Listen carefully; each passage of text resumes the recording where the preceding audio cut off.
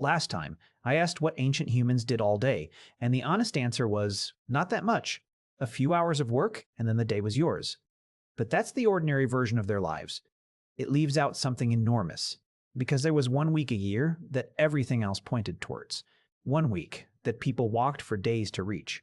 1 week that decided who you married, what tools you owned, what news you heard, and in some cases whether you ever saw certain people again. And almost nobody talks about it.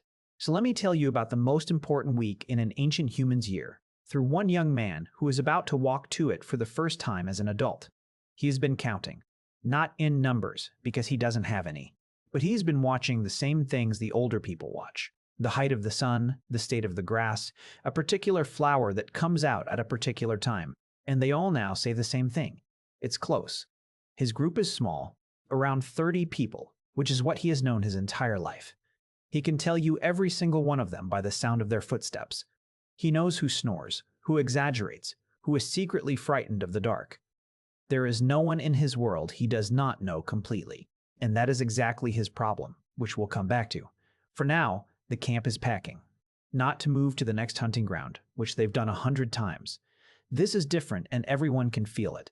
People are packing things, not food, not tools, but objects, small things, carefully wrapped.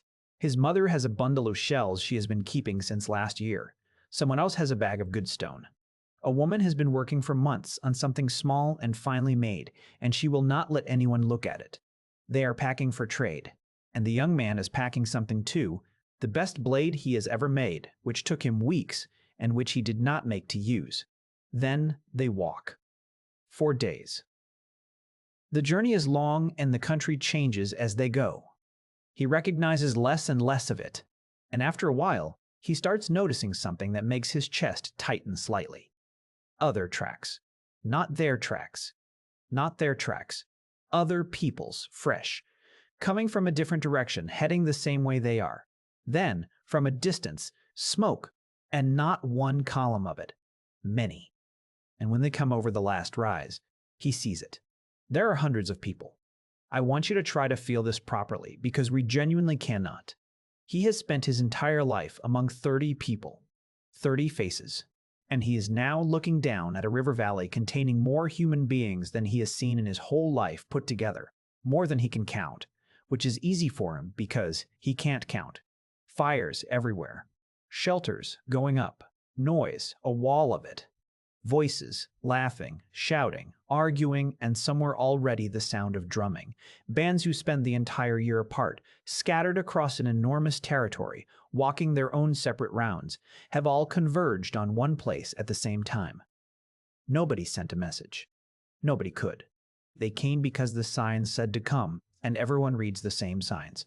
That coordination, hundreds of people across a whole region arriving at one spot in the same week with no writing, no calendar, and no way to communicate at distance is one of the more impressive things humans have ever routinely done.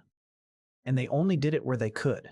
The gathering site is not random, is somewhere with enough water and enough food to support a crowd, a river, a lake, a place where the fish run or the herds pass. Because a few hundred people in one spot burn through resources fast, this kind of gathering is only possible for a few weeks a year, in a place of genuine abundance, and everybody knows exactly where and when that is. The first day is mostly greeting, and this is the part that would break me. People are finding each other. Not strangers, relatives, cousins, old friends. A sister who married into another band last year and left, who is now walking towards her family for the first time in 12 months. Imagine that. You will see your sister once a year. That's it. That's the arrangement. And you have absolutely no way of knowing in the meantime whether she is alive. So, the greeting is not casual. People hold on to each other. There is a lot of crying, and it is not sad crying. Somebody's mother has not seen her grandchildren since they were infants, and they are now walking and talking.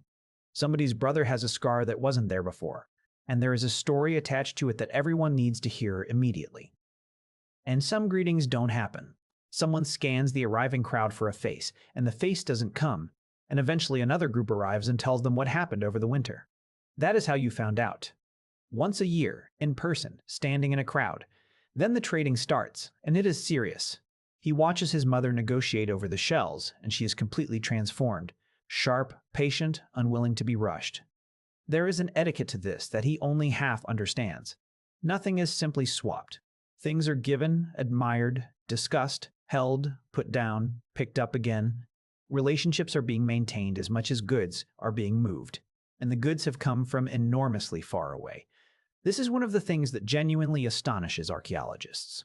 At sites like this, you find materials that simply do not occur locally, particular stone from hundreds of kilometers away, seashells deep inland, specific pigments from a known source a very long walk distant. Not one or two pieces, regularly, which means these gatherings were nodes in a network that spanned continents. Nobody walked the whole distance. But a shell could pass from hand to hand across a dozen gatherings over a dozen years and end up somewhere its original owner had never heard of. There was a trade network across the ancient world, and it ran on exactly this: people meeting once a year and handing things on. He trades his blade. He gets, in return, a piece of stone of a quality he has never held before, from a place he will never see. He will keep it his whole life.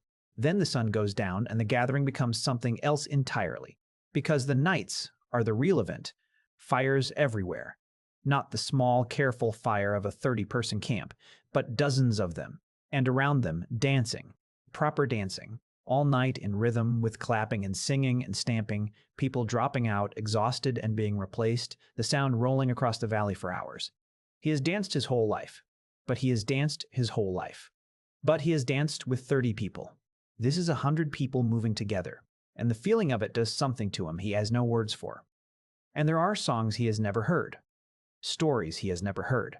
Somebody from a distant band gets up and tells a story that his own group does not have, and he listens to it with the intensity of a man watching a magic trick.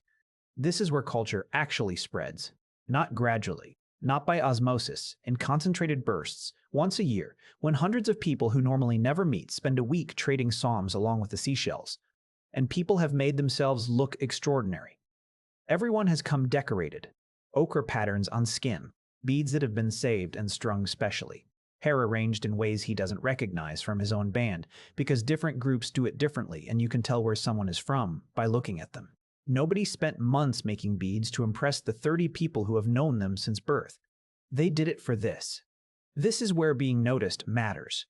Which brings us to the thing the young man is actually here for, and the reason his mother has been unusually attentive all week. He needs to find a wife. And here's the arithmetic that makes this week genuinely essential rather than merely enjoyable. His band is 30 people. Most of them are, in one way or another, family. There is essentially nobody in his own group he could marry. So for small human communities living in bands, there is only one solution: you must marry out. Which means you must meet people from other bands. Which means the gathering isn't a party. It is the entire marriage market for an entire region, and it opens for 1 week a year. If it doesn't happen here, it doesn't happen. Not for another 12 months. So the whole valley is thick with it. Young people showing off spectacularly badly. Wrestling matches that are not really about wrestling. Elaborate demonstrations of skill in front of audiences that pretend not to be watching. Families quietly assessing other families. Older women, who are running much more of this than anyone will admit, having long, casual, entirely strategic conversations. He is, predictably, useless at it for the first 3 days. And then on the 4th evening, across a fire, someone from a band he has never met laughs at something he said, and he has to sit down. There is no ceremony that we would recognize. Arrangements are made between families. Gifts move. There may be an agreement that she comes to his band, or he to hers, and it may not be settled this year at all. But something has started. And the whole reason it could start is that a few hundred people who live apart all year walked to the same river in the same week. That is what these gatherings were for. Not entertainment. Reproduction at the level of an entire region. Small bands cannot survive in isolation, genetically, socially, or practically. The gathering is the mechanism that stitched a scattered population into one people. And in between all of it, information moves. This is the part that's easy to miss, and it may have mattered most of all. A year of news, exchanged in a week. Which valley flooded, where the herds went and when. That a certain water source has gone bad. That there's a new way of shaping a particular tool, and here's how. Watch. That a group to the north had a terrible winter. That an old man everyone knew has died, and here's the story of how he died, and now everyone carries it.